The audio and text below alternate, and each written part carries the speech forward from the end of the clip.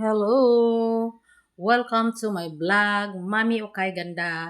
Ayan, ang, ang aking video for today is nagluto ako ng pancit overload.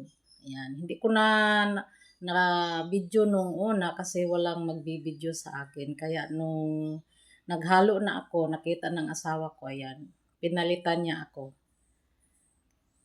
Kaya sabi niya, ako na.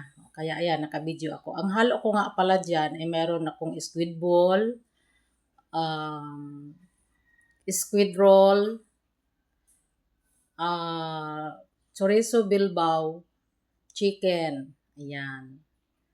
Alam naman natin kung ano ang gulay ang dapat nandyan, no? Baguio beans, repolyo, at saka carrots. Ayan. Nakapag-video ako dahil sa pinalitan niya ako. Ayan. Tinulungan niya ako. Ayan. Ayan na, nakalagay na dyan sa tray. Kasi mag-iipon-ipon kasi sila ngayon bilang pasalamat sa anak ni Mr. and Mrs. Bajaw kasi naka-graduate ng college ng summa cum laude, kaya inimbita niya yung mga kapatid. Nagtipon-tipon sila dito, kaya ayan, pinagluto nila ako. Kanya-kanya silang dalang pagkain. Yan, lumiit nang dahil sa video. Ayan. Kaya papasalamat, nandyan yung ubi na with latik. Ayan, ubi with latik.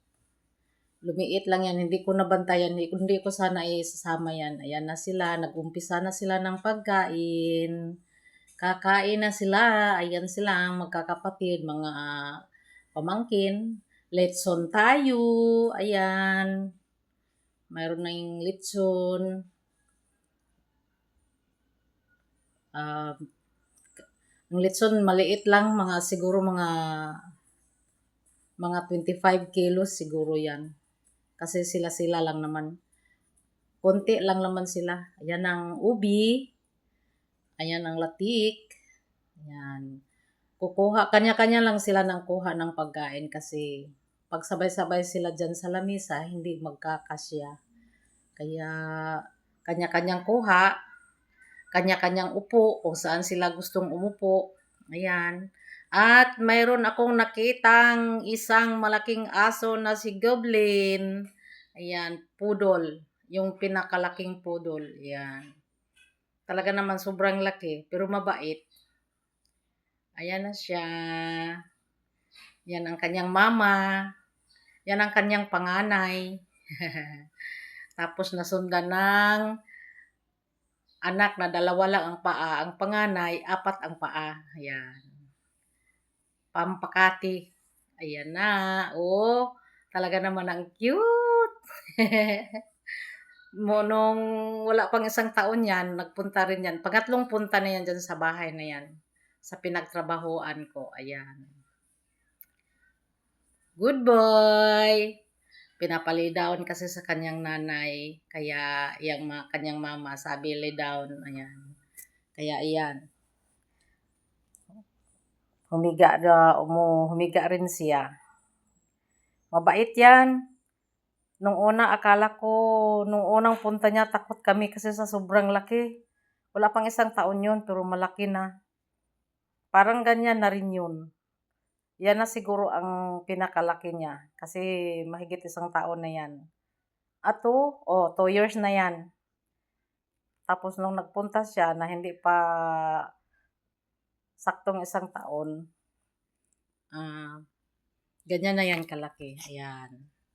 Yan ang aming dugi na mabait, si Godlin, na ang lahi niya ay poodle. Pinakalaki sa poodle kasi 3 klase daw yung poodle. Mayroong maliit, mayroong sa gitna, medium, tapos large.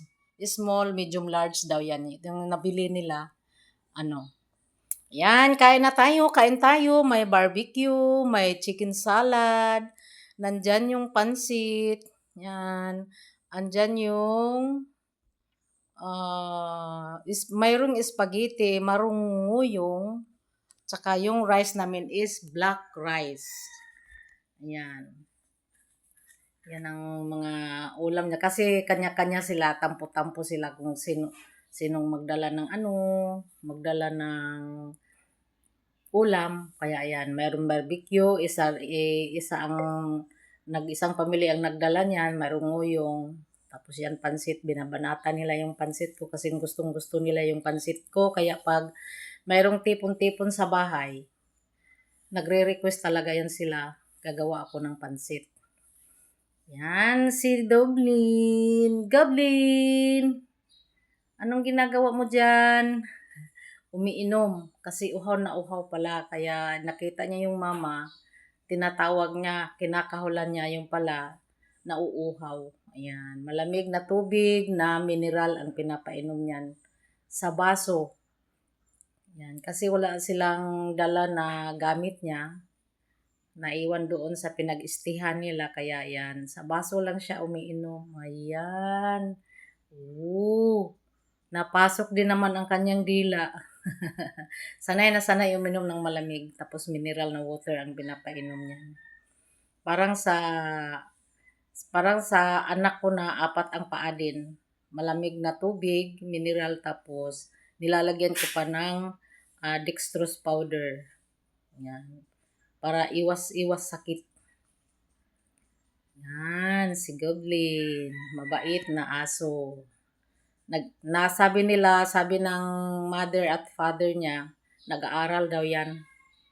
Pinapaaral nila. Mahal pa naman. Mas mahal pa sa tao ang pagpapaaral ng kanilang panganay na 4 ang paa. Yan.